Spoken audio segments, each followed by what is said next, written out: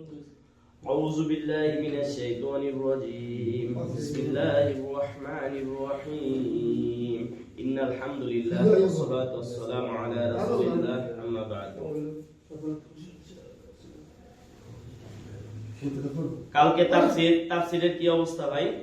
সবাই কতটুকু শেষ করছে? আজকে নতুন পর্ব দেওয়া যাবে না? কিছু বাকি আছে।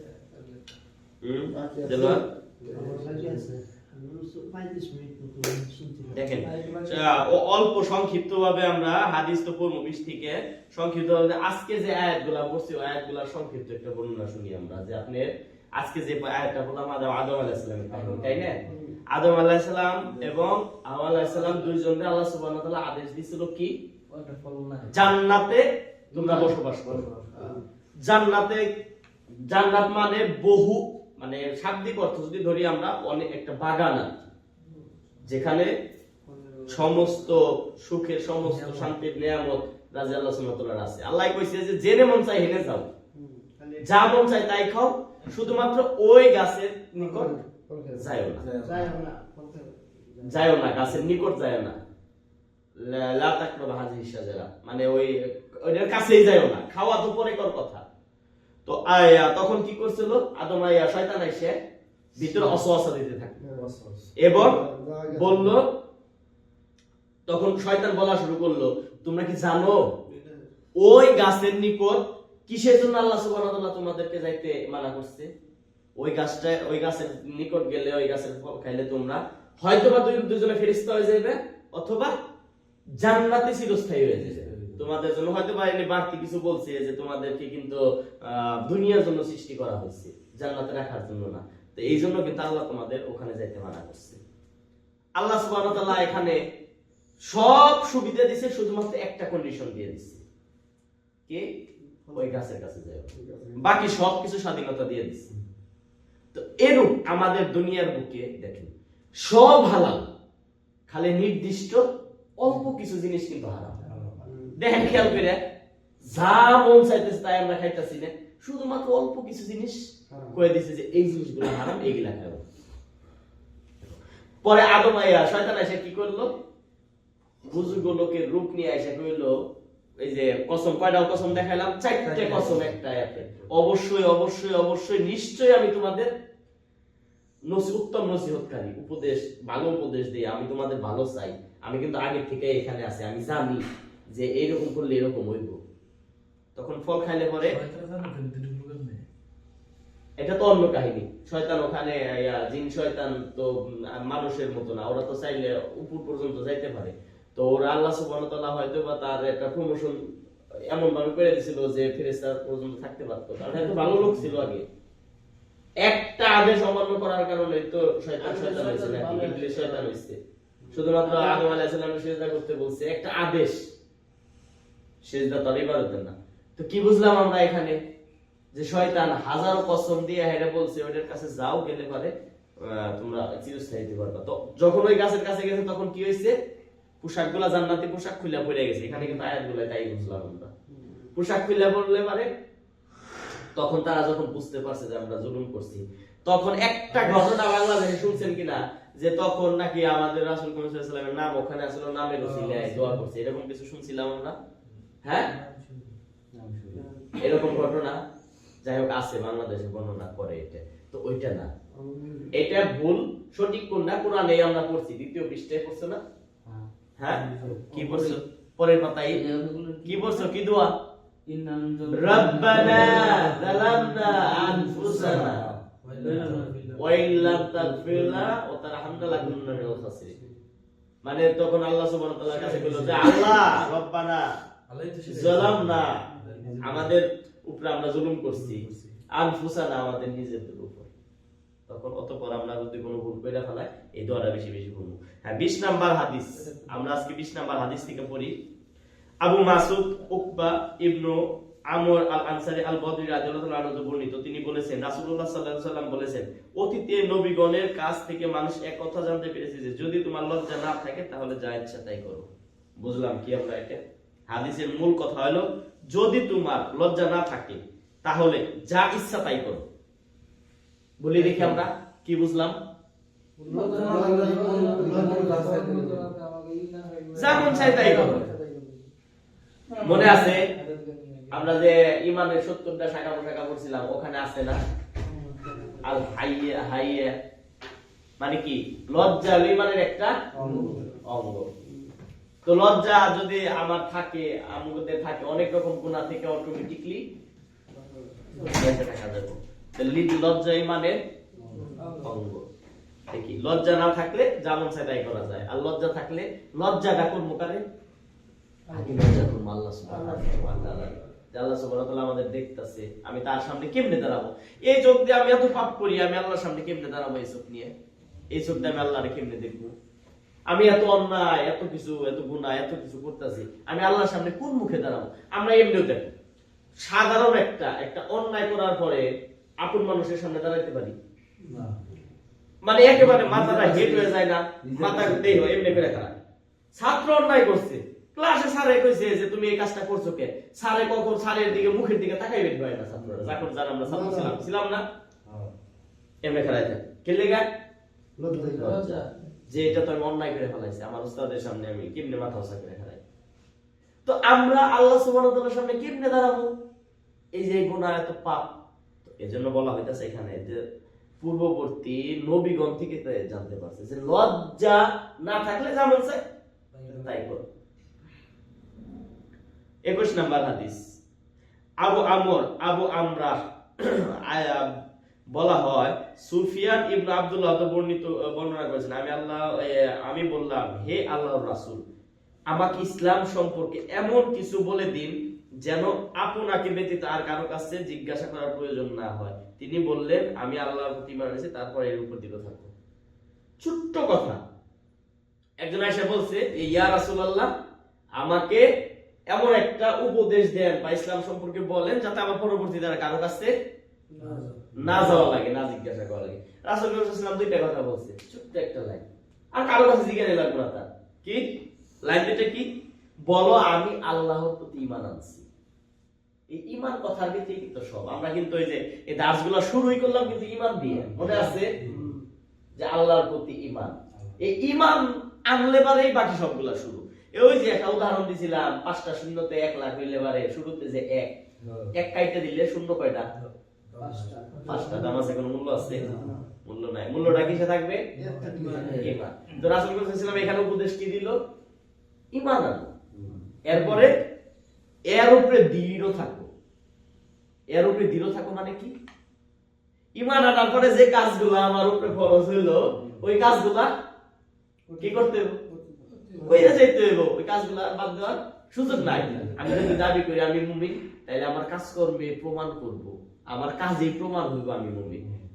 বলা লাগবো না, মাইকে বলা লাগবো না আমি ভালো হয়ে গেছি, আমি ভালো হয়ে গেছি, আমি হেদায়েতের পথে করছি, আমি হেদায়েতের উপরে আছি, এইভাবে বলার প্রয়োজন নাই ভাই। তুমি আমি যদি ভালো রাস্তায় আছি, আমি কোন রাস্তায় আছি না আছি এটা প্রকাশ করবো আমার কাজে। মিথ্যা বলা, ধোঁকা দেওয়া, ইসলাম প্র্যাকটিস করা, সততার উপরে থাকা, হারাম থেকে বাইরে থাকা, মানুষের সাথে ঝগড়া ফাসাদ, অন্যায় অবিচার, কারোর উপরে জুলুম না করা, এই যে জিনিসগুলা সিম্পল না? কি বুঝলাম এখানে? তাইলে আমরা ঈমান আনা, তার উপরে দৃঢ় থাকা। তো বাড়িতে ইনশাআল্লাহ আমরা 2 দিন আগে গেছি, সবাই যাবো। বাড়ি গেলে তো মনে নামাজ না পড়লেও চলবো, তাই না? শুধু সৌদি আরবে পড়লাম, ঠিক আছে। বাড়ি গেলে তো আর পড়ার দরকার নাই। বাড়ি গেলে তো আর এই যে কোরআন আজকে আমরা যে শিখতেছি আলহামদুলিল্লাহ, এই কোরআন কি শুধুমাত্র এখানকার জন্যই? এই যেটা হয়তো বা কিছুদিন পরে আমরা যার যার মতো আলাদা হয়ে যাব, শেষ। ইসলাম প্র্যাকটিস কি শেষ? না, এটা কন্টিনিউ থাকবে। আমরা শিখে নিচ্ছি প্রতিদিন একা শিখছি। আমি জানি আমার পাশে কোরআন নাই, মোবাইলে সফটওয়্যার ডাউনলোড করে নিই, অ্যাপস ডাউনলোড করে নিই, একাই। সালাত টাইম হইছে, কোনো কারণে মসজিদে যাইতে হইব, কোনো কারণে যাইতে পারলাম না, জেনে আছে হেনে মসজিদে নামাজ পড়ব। দান, আমি মাইন্ডসে 1 লাখ 1 কোটি টাকা দান করে, আমি 1 টাকা করব, 1 টাকা দান করুন, সমস্যা কিন্তু করুন, রানিং থাকবই।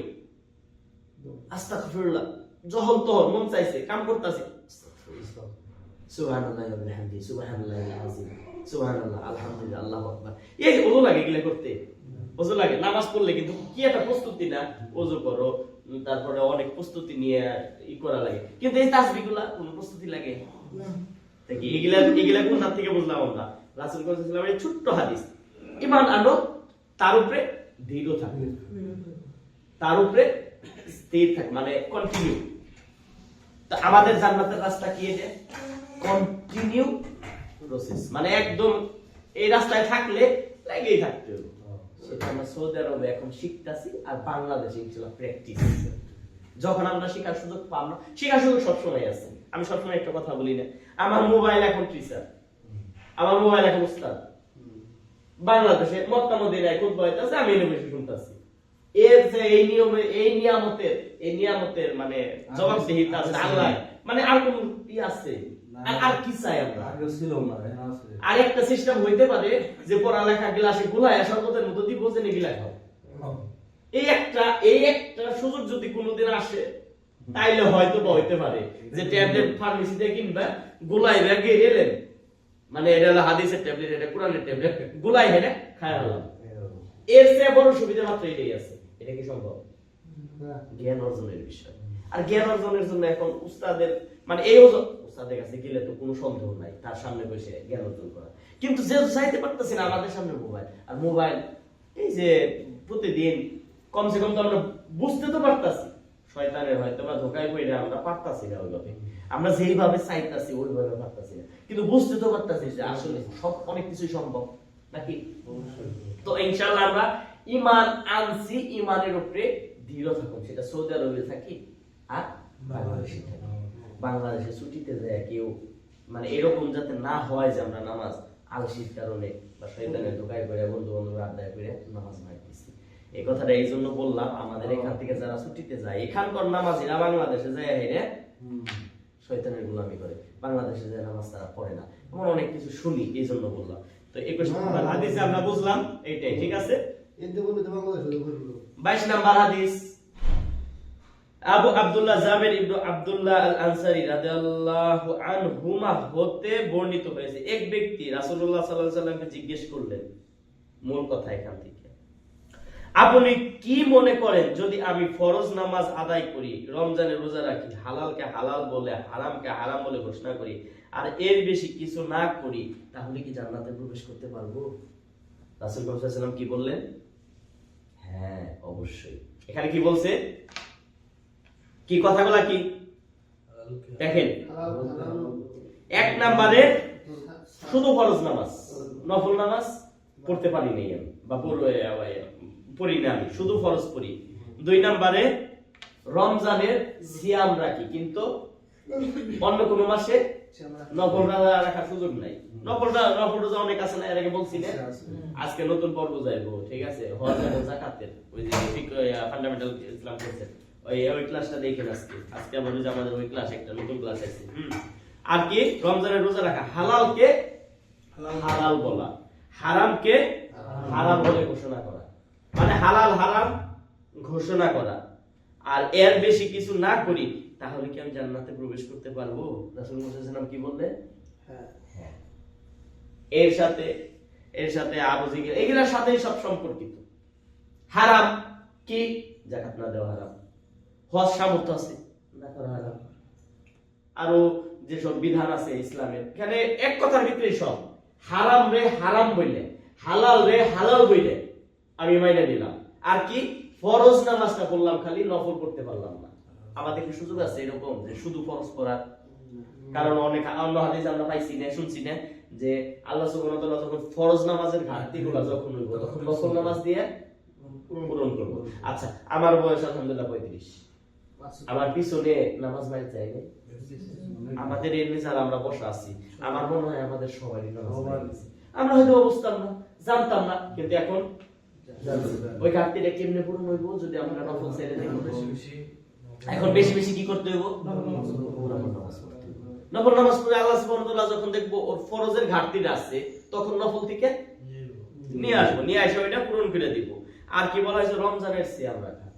তো এরকম বিগত দিনে হয়তো বা আমাদের গাফলতির কারণে, না জানার কারণে অনেক সময় রোজা আমরা 30টা রাখতে পারি না, হইতে পারে না? এটা হইতে পারে কিনা এরকম হইতে পারে। তো আমরা এমন কি বেশি বেশি যখন আমরা নফল রোজাগুলো রাখবো, নফল সিয়ামগুলো করব, কি তামিম ইকবাল কি হইব তাইলে?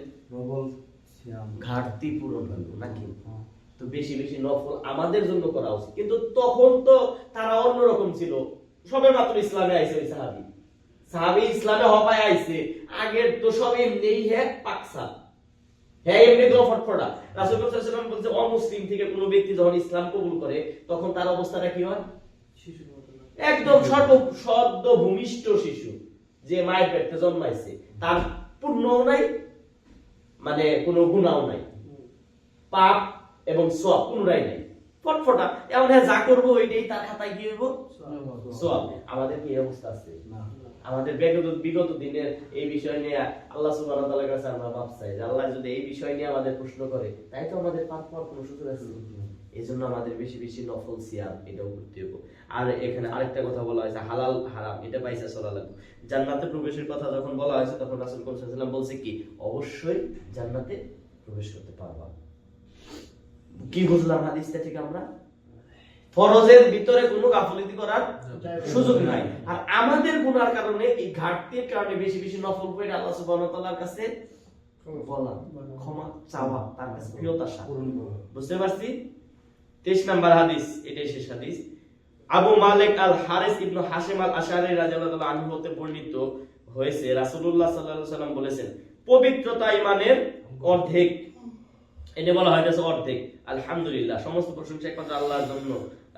এই কথা বললে পাল্লা ভারী করে, আর ভারী করে দেয়। এবং সুবহানাল্লাহ, সুবহানাল্লাহ ওয়া আলহামদুলিল্লাহ, আল্লাহ কতই না পবিত্র এবং প্রশংসা কেবলমাত্র আল্লাহর জন্য, উভয়ে অথবা এর একটি আসমান ও জমিনের মাঝখান পূর্ণ করে দেয়। নামাজ হচ্ছে আলো, সাদকা হচ্ছে প্রমাণ, সবর উজ্জ্বল আলো, আর কুরআন তোমার পক্ষে অথবা বিপক্ষে প্রমাণ। প্রত্যেক ব্যক্তি আপন আত্মার ক্রয় বিক্রয়ের মাধ্যমে সকাল শুরু করে, আর তা হয় তাকে মুক্ত করে দেয় অথবা তাকে ধ্বংস করে দেয়। তো হাদিসটা একটু বড়, হাদিসটা ব্যাখ্যার বিষয় আছে, কালকে ইনশাআল্লাহ আমরা এই হাদিসটা একটু ভালো করে পড়বো, ঠিক আছে ইনশাআল্লাহ। সুবহানাকাল্লাহুম্মা ওয়া বিহামদিকা আশহাদু আল্লা ইলাহা ইল্লা আনতা আস্তাগফিরুকা ওয়া